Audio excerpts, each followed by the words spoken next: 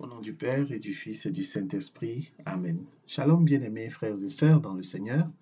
Nous sommes aujourd'hui le jeudi 9 juillet 2020 et nous méditons l'Évangile selon Saint Matthieu chapitre 10, versets 7 à 15. Accueilles-tu la parole de Dieu favorablement ou non? Quelle hospitalité offres-tu aux envoyés de Dieu et à la parole de Dieu? Celui qui n'accueille pas la parole de Dieu, celui chez qui la parole de Dieu ne demeure pas, est incrédule. L'incrédule, en effet, a apposé sur la porte de son cœur, la porte de sa vie, le panneau qui dit « Do not enter », n'entrez pas. Ils disent à Jésus « n'entre pas ». Ils ont fait le choix. L'incrédulité n'est autre chose que de dire « Jésus, je n'ai pas besoin de toi ». Et parfois, nous pouvons être chrétiens, mais dans certains aspects de nos vies où la lumière de Dieu ne brille pas, nous sommes en train de dire, nous aussi, à Jésus, n'entre pas dans cette partie, dans cette pièce de ma maison, dans cette partie de mon cœur. On refuse de pardonner, on est en train de dire à Jésus, n'entre pas dans cette partie de mon cœur. Tu peux aller dans les autres pièces, mais pas dans celle-ci. Celui qui agit ainsi, celui qui vit dans l'incrédulité, s'expose à la colère de Dieu.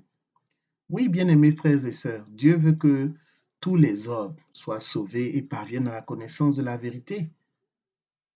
Il nous le dit en 1 Timothée 2, 4. En 2 Pierre 3, 9, il est dit « Le Seigneur ne tarde pas à tenir sa promesse, alors que certains prétendent qu'il a du retard, mais il fait preuve de patience envers vous, ne voulant pas que quelques-uns périssent, mais que tous parviennent à la conversion. » Oui, Dieu fait preuve de patience, Dieu veut que tous soient sauvés, mais au jour du jugement, parce qu'il y aura un jour du jugement, au jour du jugement, il sera trop tard pour se convertir. Au jour du jugement, il sera trop tard pour échapper à la colère de Dieu. Jésus déclare dans l'évangile de ce jour, « En vérité, je vous le déclare, au jour du jugement, le pays de Sodome et Gomorrhe sera traité avec moins de rigueur que cette ville. » En effet, en Genèse 19, 24, l'on apprend que le Seigneur fit pleuvoir sur Sodome et Gomorrhe du soufre et du feu. Tout fut brûlé. Les gens de Sodome et Gomorrhe avaient refusé d'offrir l'hospitalité, avaient refusé de faire bon accueil aux deux anges de Dieu d'apparence humaine qui étaient chez Lot. Ils disaient à Lot, fais-les sortir que nous puissions les connaître. Mais ils étaient menaçants, ils étaient violents. Ils disaient ainsi aux anges de Dieu, do not enter. Ces habitants de Sodome et Gomorrhe n'étaient pas prêts à offrir bon accueil ou l'hospitalité aux anges de Dieu. Le Pharaon et les Égyptiens, après avoir subi plusieurs fléaux, ils sont restés incrédules. Ils ne croyaient pas en Dieu. Ils finirent par périr dans les eaux de la mer.